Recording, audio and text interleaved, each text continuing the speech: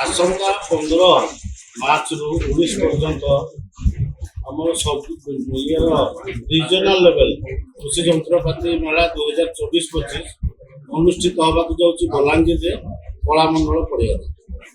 ଏହି କୃଷି ଯନ୍ତ୍ରପାତି ମେଳାରେ ଆମର ଡିପାର୍ଟମେଣ୍ଟାଲ ଷ୍ଟଲ୍ ଏବଂ ଆଉ ଯେତିକି କୃଷି ଯନ୍ତ୍ରପାତି ଷ୍ଟଲ୍ ମିଶିକି ଭାବେ 100ଟି ଷ୍ଟଲ୍ ହେବ।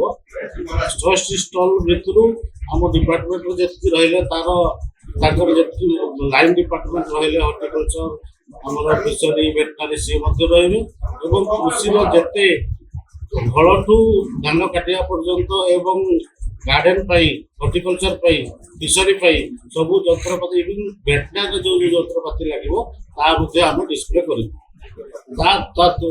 ବ୍ୟତୀତ ଆପଣଙ୍କର 15 ତାରିଖ ଆମର ରହୁଛି ଇନାଗୁରେସନ ପ୍ରୋଗ୍ରାମ।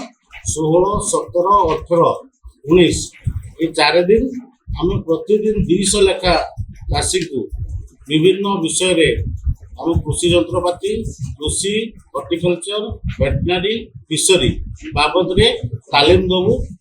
ଯେମିତି ସେ ଉନ୍ନତ ମାନର ଚାଷ କରିବେ, ଚାଷ ମାଛ ଚାଷ ହର୍ଟିକଲଚର ସବୁ କରିବେ।